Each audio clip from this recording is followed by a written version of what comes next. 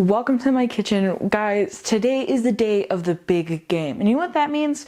That's right. For the big game today, we are making Philly cheesesteaks and Kansas City barbecue.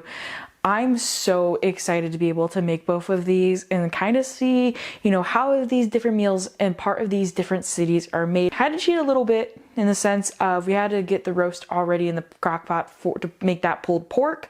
So I'm gonna go through the little bit of ingredients and how you can cook that. Then while that is cooking in the crock pot, we're gonna jump in and we're gonna start making those Philly cheesesteaks, and I am so excited. So with that roast, what you're gonna do is you're gonna take it, you're going to cut little slices into it, drop it into the crock pot. You're gonna add some chicken broth, and then you are going to add a little bit of crushed red pepper, some ground black pepper, a little bit of garlic, and a little bit of salt. Put it in the crock pot. Now, the thing to keep in mind when you're cooking all of this is that for every pound of your roast, you have to cook it for an hour. So keep in mind that if your roast is a little bit bigger, it's going to take all day. While that's cooking up, let's go ahead and cook up the Philly cheesesteaks. I'm so excited, guys. These two foods are some of my favorite foods, and I'm so excited to be able to show you how I cook them up. This recipe requires very limited stuff, all right? Basically, it is whatever steak that you're gonna use. You wanna cut this up nice and thin and fry that up. Basically, whatever you wanna use. And then, of course, what's a Philly cheesesteak without a little bit of pepper? So we're gonna be using red and yellow today. Feel free to use orange. Feel free to use green. Feel free whatever you wanna do. These are what I have in my refrigerator right now, so we're gonna use these.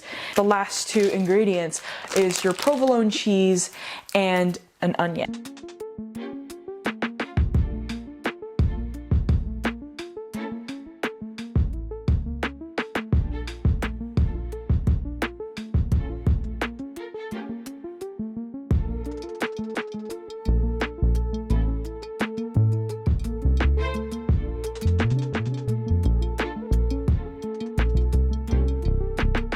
And if you're anything like me, when you're cutting up onions, you are going to cry. Oh my gosh, my eyes burn so much. Oh.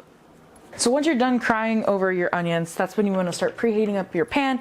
I kind of have it on a nice medium heat to begin with.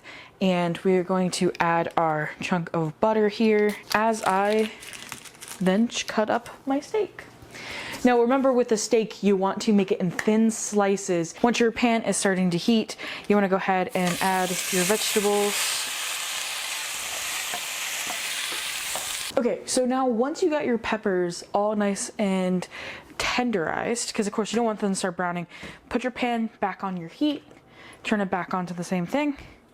You want to take the last little bit of your butter or your vegetable oil, depending on what you're using, start to have that melted up, because now we're going to start getting this steak on to the pan. However, secret weapon, you want to put a little bit of garlic powder on them because we want to actually taste good. So garlic powder, black pepper, salt, I promise it will help it out taste better.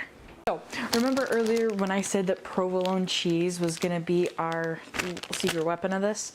This is where you're going to want to add it now while it's still in the pan. Basically at this stage we're just waiting on that cheese to melt, and then once it melts you can put it on your hoagie roll. It has now been 8 hours since we put our roast into the crock pot. So that means it's just about done where we can pull it out and start pulling it.